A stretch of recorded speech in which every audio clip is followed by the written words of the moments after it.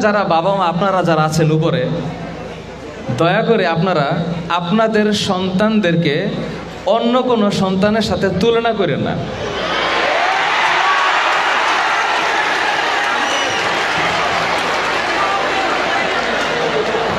Common পড়ে গেছে।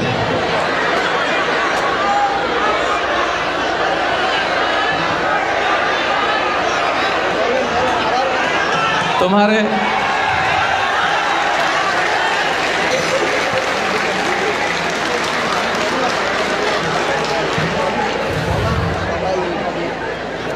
তোমাদের মনের ভিতরে যে কষ্ট আছে এটা আমি বুঝছি। এবার আমি একটু বলি, আমি আমার শৈশবকাল যেভাবে কাটছে, আমার শৈশবে আমি আমার বাবা মার থেকে যা পাইছি, এখন আমি আমার সন্তানদের শৈশবের মধ্যে কিছু পরিবর্তন নিয়ে আসছি। সে ফর এক্সাম্পল, তোমার বাবা মা তোমাকে বলল, দেখ রহিমের ছেলে করিম পড়ার সময় টেবিলটা কাঁপায় ফেলাইতেছে, টেকনাফ থেকে পরে তেঁতুলিয়া থেকে শোনা যায়, তুই কি পড়স? আছে শুনছে এই কথা?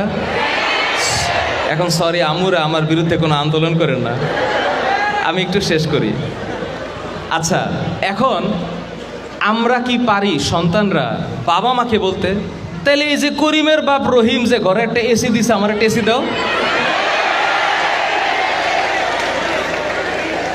এখন যদি আমি বলি, এই যে করিমের বাবা রহিম ওরা যে একটা স্কুলে যাওয়া আসার জন্য একটা গাড়ি দিছে, আমার একটা গাড়ি দাও।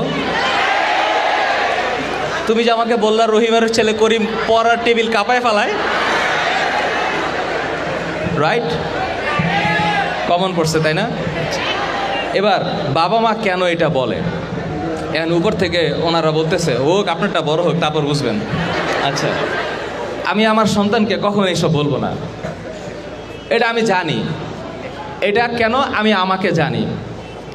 আমি তোমাদেরকে বলি, তোমরা নিজেরা এমন একটা ক্যারেক্টার প্লে করবা বাবা মার সামনে, যেন বাবা মা তোমাকে নিয়ে কষ্টেই না থাকে। তাইলে উনি বা ওনারা তোমাদেরকে প্যারা দিবে না।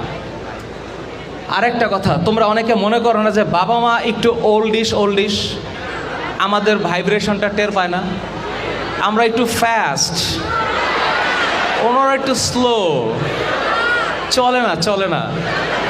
আছে এরকম ফিলিংস তোমাদের? তোমরা যারা এটা ভাবো তারা সবাই হচ্ছে বোকার রাজ্যে বাস করতেছে।